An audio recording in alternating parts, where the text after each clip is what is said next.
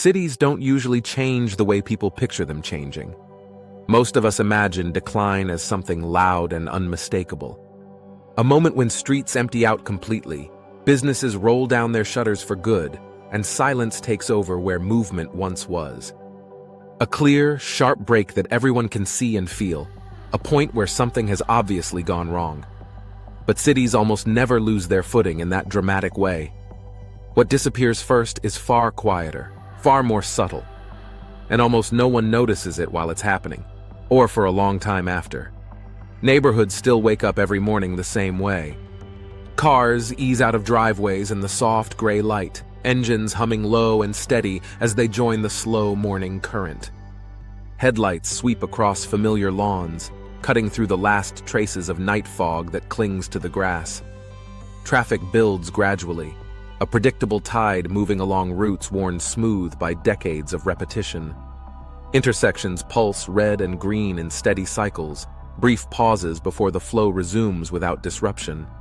Shops lift their shutters, interior lights blooming one by one against the cool morning air, the faint scent of fresh bread drifting out. Customers step inside at an unhurried pace, footsteps soft on tile floors that have seen generations of feet. People linger at shelves, fingers brushing over packages, eyes scanning labels with quiet focus. Checkout lines form naturally, quiet exchanges drifting across counters, voices low and familiar. Conversations touch on small, ordinary things: the weather turning colder, the weekend game, the new cafe opening down the block. Homes begin to glow as evening arrives, windows turning golden against the deepening blue of the sky. Families come together for dinner at kitchen tables, voices overlapping, plates clinking gently, the smell of home cooking filling the rooms. Warm light spills onto porches and sidewalks as darkness settles in, soft shadows stretching long across the pavement. Televisions flicker behind curtains, evening programs playing at a familiar, comfortable volume.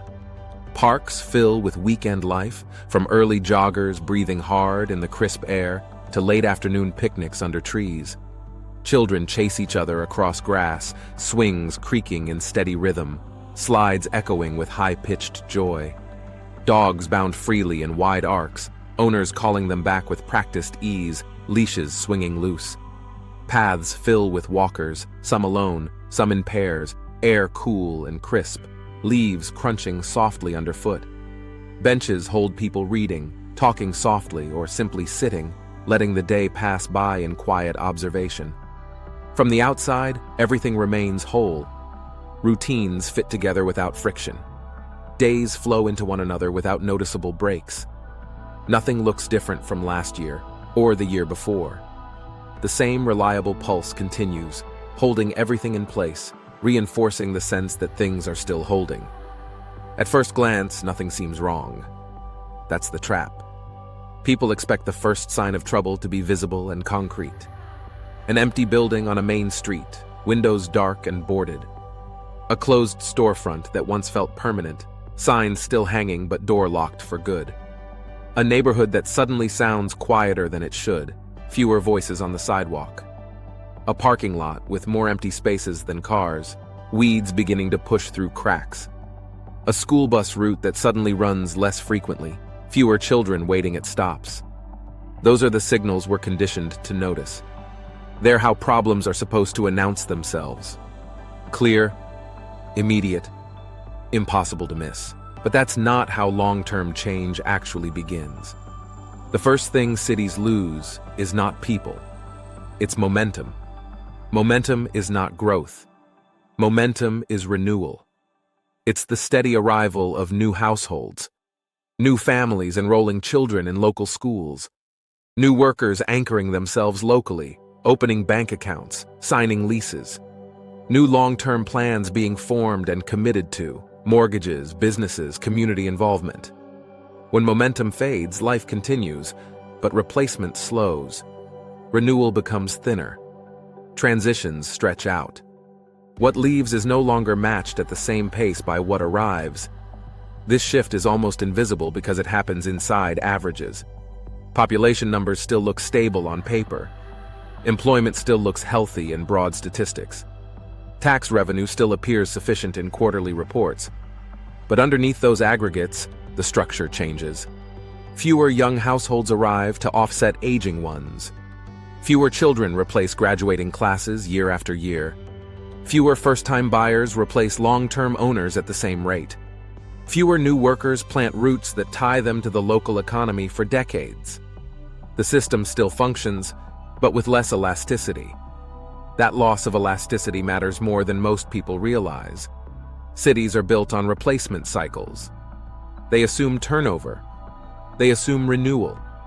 They assume that every departure is eventually balanced by an arrival. Schools plan based on projected enrollment, not just current attendance. Infrastructure assumes a certain number of new users each year. Local businesses rely on first-time customers, not just regulars.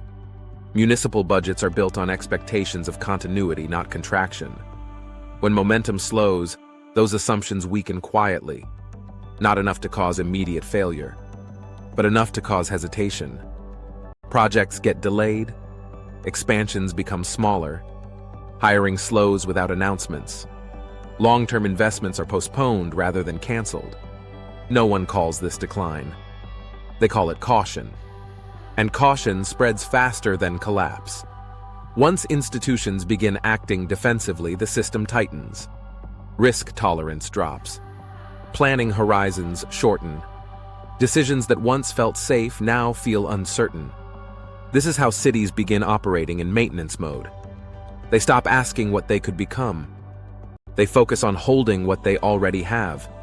Individual decisions accumulate in private. Remote work expands options gradually. Costs rise without triggering immediate crisis.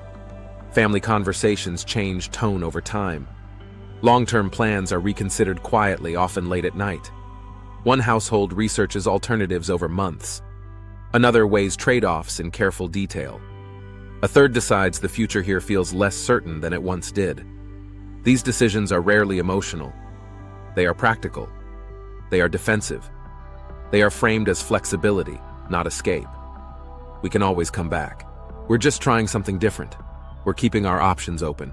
But return rates are far lower than people expect. Once households re-anchor elsewhere, socially, professionally, educationally, inertia works in the opposite direction. Children start new schools. Careers align locally. Social circles reform. Momentum is hard to rebuild once it leaves. There is no sudden exodus, no coordinated movement, no visible gaps at first, just a subtle change in trajectory. This is where assumptions stop working. Human perception is tuned to sudden absence. An empty parking lot on a weekday stands out. A long-standing business closing registers immediately. A playground unusually quiet sparks concern, but gradual thinning doesn't trigger alarms. It blends into routine. It hides inside averages and expectations. It disguises itself as normal variation. Momentum fades long before emptiness appears. The data confirms this pattern quietly. Census Bureau Vintage 2025 estimates show overall U.S. population growth at roughly 0.8 to 1%, driven mainly by international migration and modest natural increase. Domestic movement remains directional. High-cost coastal states like California, New York, and Illinois continue to see net outflows of 150 to 250,000 residents per year toward lower-cost regions. Southern and interior states still gain population, but growth rates have slowed to 1 to 2% in many metros after peaking much higher during the pandemic years. School enrollment patterns echo the shift early. National enrollment stabilizes around 49 to 50 million students. Regional data shows flattened growth or 1 to 3% declines in select districts across coastal, Midwestern, and interior regions. Housing markets reflect similar moderation. Days on market extend gradually in certain areas without sharp crashes. Search behavior shifts quietly. Outbound moving patterns rise steadily rather than spiking. Across regions, the story is consistent. Coastal metros remain active. Downtowns stay busy. Hybrid work, tourism, and cultural events keep streets full. Legacy cities in the Midwest and Northeast continue functioning normally. Parks are maintained. Shops stay open. Community traditions persist even as demographics age. Sunbelt gainers still grow, but more slowly. Construction continues. Schools remain open. Yet long-term residents quietly reassess costs, insurance, and sustainability. No region shows empty streets as the starting point of decline. Change begins beneath the surface, layer by layer. Over years, not months.